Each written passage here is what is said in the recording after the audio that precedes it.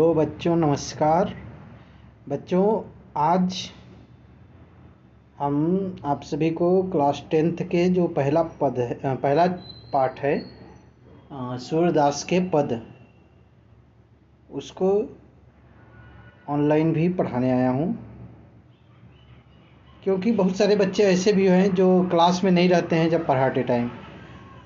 ठीक है, तो काफ़ी बच्चों का ये क्वेरी होता है कि सर फिर से पढ़ा दीजिए, फिर से पढ़ा दीजिए। तो बच्चों, मैं यही सोचा कि यार कितनी बार मैं पढ़ाऊँगा। तो वहाँ पे क्लास में भी तो पढ़ाता ही हूँ, बट अगर मैं ऑनलाइन पढ़ा दूँगा तो जो बच्चे नहीं आते हैं यहाँ से वीडियो देख लेंगे और सुन लेंगे, समझ लेंगे, तो वह अपने एग्ज़ाम में बेहतर कर पाएंगे। तो चलिए हम लोग इस पद को समझते हैं। पहला पाठ है, इसमें 4 पद लिए गए हैं बेटा। जो कि पहला पद है, उसमें उद्धव जी को संबोधित करके गोपियों के द्वारा एक तरीके से कटाक्ष किया गया है, व्यंग किया गया है, ताने दिए गए हैं। ठीक है। और इसके पहले मैं एक चीज़ और बात बता दूं कि यह जो सूरदास के द्वारा लिखी गई जो पद हैं, यह उनकी बहुत ही महत्वपूर्ण रचना सूरसागर से लिया गया है।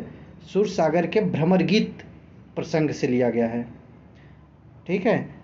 एक्चुअली इसमें होता क्या है बेटा कि जब भगवान श्री कृष्ण गोकुल से मथुरा चले जाते हैं और गोपियों को यह आश्वासन दे करके जाते हैं कि हम 15 दिन के बाद चले आएंगे फिर से गोकुल में। लेकिन 15 दिन बीतते हैं, 20 दिन बीतते हैं, महीनों बीत जाते हैं, 2 महीने बीतते हैं। गोपियाँ इधर विरह वेदना में व्याकुल रहती हैं। तो होता क्या है कि उधर कृष्ण को भी ख्याल आता है कि गोपियाँ मेरे विरह में पागल हुई होंगी। तो वह अपने एक संदेशवाहक के रूप में अपने मित्र उद्धव जी को भेजते हैं गोकुल में।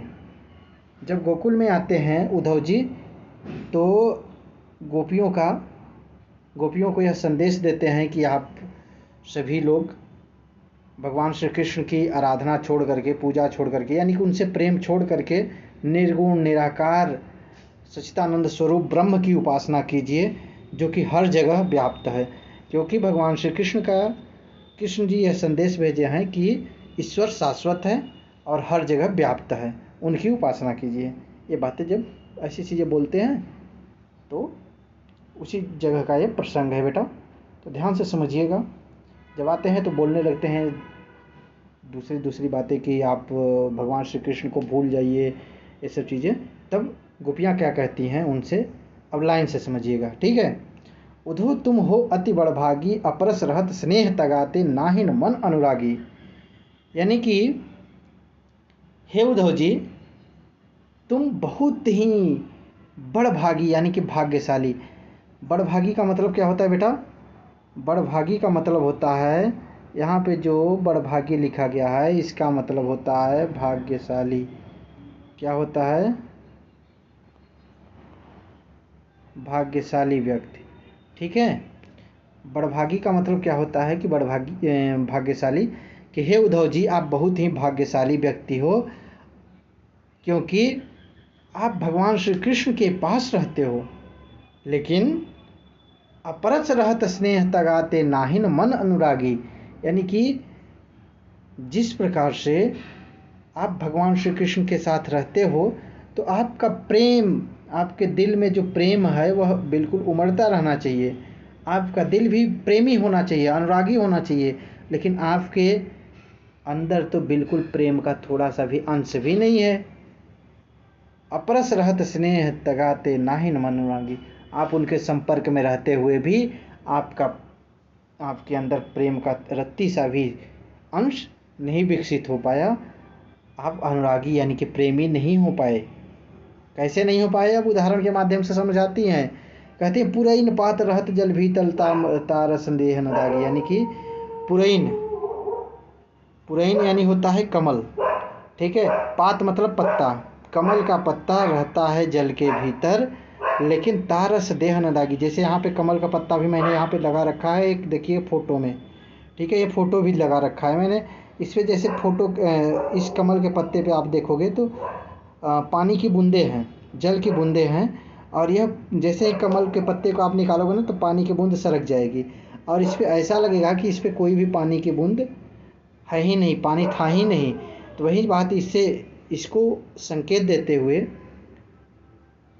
गोपियाँ कहती हैं कि जिस प्रकार से कमल के पत्ते पर पानी के एक बूंद भी नहीं रह पाती है, लेकिन वह कमल का पत्ता रहता है पानी में ही, लेकिन उस पर पानी की एक बूंद भी नहीं टिक पाती है, ठीक उसी प्रकार से आप भगवान श्री कृष्ण के साथ रहते हुए भी आपके अंदर प्रेम की एक बूंद भी नहीं रह पाई है। यानी कि भगवान श्री कृष्ण को प्रेमी का दर्जा देती हैं गोपियाँ, कहती हैं कि वो प्रेमी थे, लेकिन आप प्रेमी के साथ रहकर प्रेम का एक बूंद भी नहीं सीख पाए हैं, आपके अंदर एक बूंद भी प्रेम का नहीं है।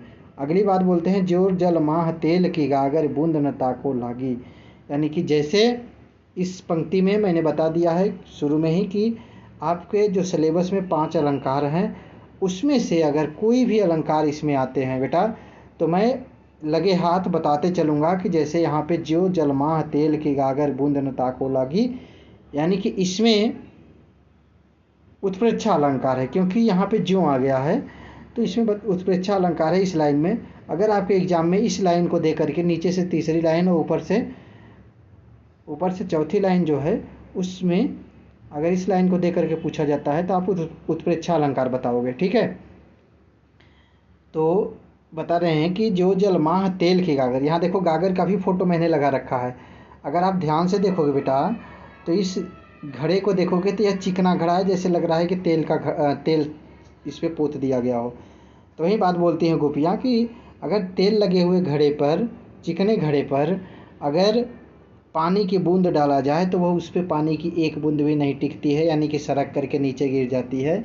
वैसे ही आप भी भगवान श्री कृष्ण के साथ रहते हुए भी आपके ऊपर प्रेम की एक बूंद भी नहीं लग पाई, और आपके ऊपर से सारे प्रेम सरक गया, यानी कि नहीं रह पाया है आपके अंदर।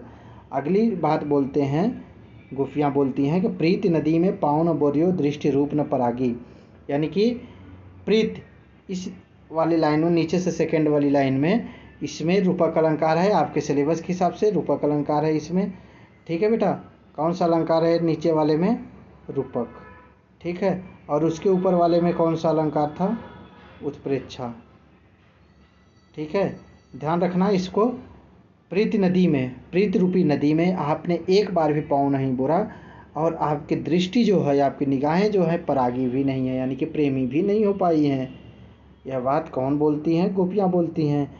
कहते हैं अगली लाइन में सूरदास कहते हैं कि गोपियाँ कह रही हैं उद्धव जी से कि सूरदास अबला हम भोरी गुण चाट जो पागी, कि हम तो भगवान श्री कृष्ण से इतना प्रेम करते हैं कि हम उनको छोड़ ही नहीं सकते हैं। जिस प्रकार से गुड़ और चींटी का प्रेम होता है, उस प्रकार से हमारा प्रेम है। जैसे चींटी होती है बेटा, वह गुड़ से इतना प्रेम करती है, इतना प्रेम करती है कि उसमें उसको खाते खाते वहीं पे चिपक करके गुड़ में ही मर जाएगी। जैसे गुड़ होता है ना, गुड़ वह मेल्ट हो जाता है तो उसमें देखोगे, यानी कि जब बहने लगता है, काफ़ी दिन तक रखो तो वो मेल्ट हो जाता है, लिक्विड फॉर्म में बदलने लगता है। तो उसमें अगर गुड़ चींटी जाती हैं तो उसमें चिपक करके मर जाती हैं, लेकिन वह गुड़ से अलग नहीं हो पाती, चाह कर भी नहीं अलग हो पाती हैं।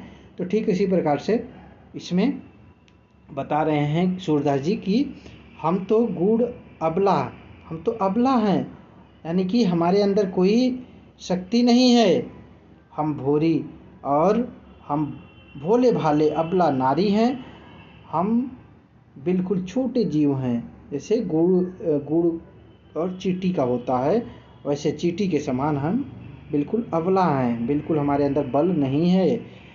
हम गुड़ और चींटी के समान प्रेम करते हैं, हम मर जाएंगे तो मर जाएंगे, लेकिन दूसरे ब्रह्म की उपासना नहीं करेंगे। ये बात कौन बोलता है बेटा? गोपियाँ। देखो यहाँ पे मैंने ना कुछ चीज़ें, जो शब्दार्थ है बेटा, उसको भी मैंने मेंशन करने की कोशिश किया है। उद्धव माने उद्धव, श्री कृष्ण भगवान श्री कृष्ण के सखा जो हैं, इन सब चीज़ों को आप देख लेना और इसको आप बेहतर ढंग से समझ पाए होंगे।